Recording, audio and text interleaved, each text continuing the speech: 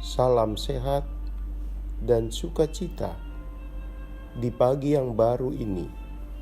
Ibu bapa, oma opa, dan saudara-saudaraku yang baik.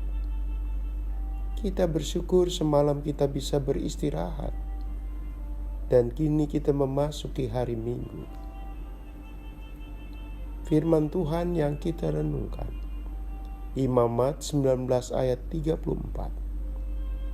Orang asing yang tinggal padamu harus sama bagimu, seperti orang Israel asli dari antaramu. Kasihilah dia seperti dirimu sendiri, karena kamu juga orang asing dahulu di tanah Mesir. Akulah Tuhan Allahmu.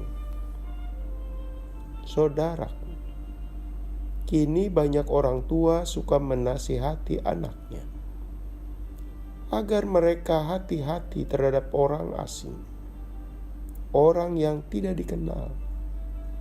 Nak, kamu jangan mau membuka pintu buat orang yang tidak kenal.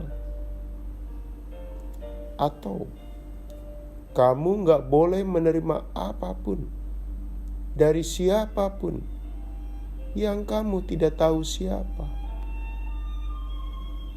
Nasihat ini pasti ada latar belakangnya, tidak ujuk-ujuk, terutama berangkat dari pengalaman buruk. Dalam hal ini, adanya penculikan anak-anak oleh pelaku yang notabene mereka tidak kenal, namun pandai membujuk dan meyakinkan. Akibatnya, pandangan dan sikap terhadap orang asing, khususnya yang tidak kita kenal, lebih diwarnai kewaspadaan, bahkan tidak sedikit kecurigaan.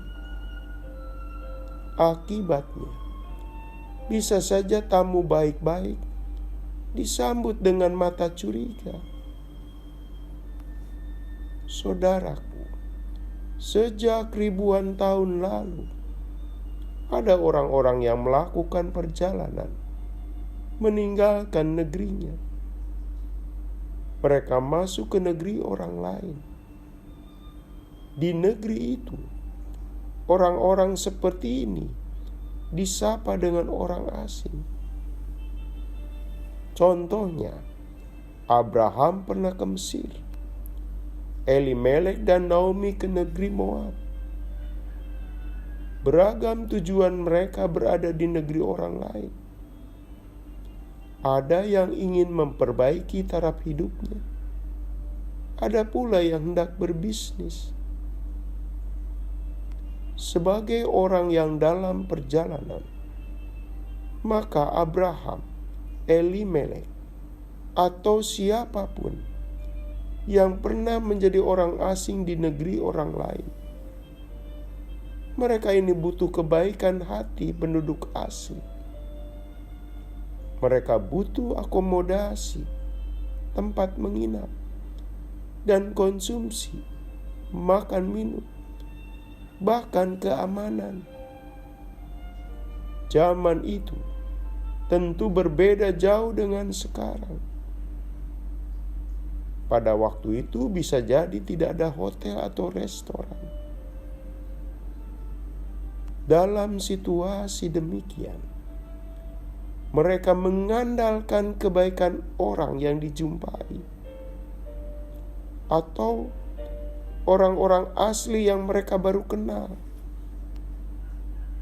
Dari situlah terjadi kontak, relasi, dan persahabatan.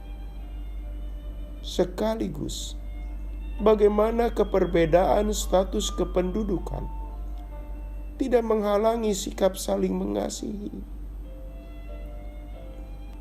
Saudaraku, di tengah bangsa Israel, ada juga orang-orang asing berada di tengah-tengah mereka. Orang asing ini jadi bagian keseharian mereka. Berangkat dari sana, Tuhan meminta orang-orang Israel mempraktikkan cinta kasih buat mereka.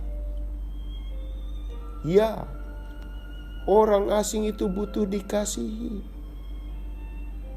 Mereka jauh dari keluarga. Mereka tentu perlu dibantu, mengingat mereka memiliki keterbatasan sumber daya. Dalam rangka memotivasi orang Israel mau mengasihi, Tuhan mengingatkan status mereka dulu waktu mereka jadi orang asing. Tentunya sambutan dan pertolongan penuh kasih bagaikan air segar di tengah panasnya padang gurun, menyegarkan jiwa, menumbuhkan hati penuh sukacita. Saudaraku, kita diingatkan firman Tuhan agar Anda dan saya, kita semua punya keramahan kepada siapapun, termasuk kepada yang tidak kita kenal. Apabila suatu ketika kita hadir di gedung gereja untuk beribadah, lalu di sana ada orang yang tidak kita kenal, sapalah dengan senyum. Ucapkanlah selamat pagi atau sore dengan nada riang, dan sapalah dengan hangat. Betapa mereka diperlakukan istimewa. Sungguh, perlakuan demikian membawa sukacita. Itulah bentuk yang diinginkan oleh firman Tuhan. Itu penerjemahan cinta kasih. Dengan keramahan mencerminkan perilaku keagamaan atau iman kita, membawa kesejukan bagi sesama. Bagaimanapun, kita punya kehangatan hati menyambut sesama. Ketika ada orang yang mengetuk pintu rumah kita pun, kita patut membuka hati kita untuk mereka. Tidak hanya itu, sekaligus membuka pintu rumah kita bagi mereka yang membutuhkan pertolongan. Mari kita berdoa. Tuhan, kiranya dalam relasi dan pergaulan kami tidak memusuhi orang lain yang tidak kami kenal, melainkan hidup dengan ramah dan penuh kehangatan di hari Minggu ini. Dalam nama Tuhan Yesus kami berdoa. Amin. Selamat pagi saudaraku. Selamat berhari Minggu. Bersama Pendeta Emeritus Supriyatno. Tuhan memberkati.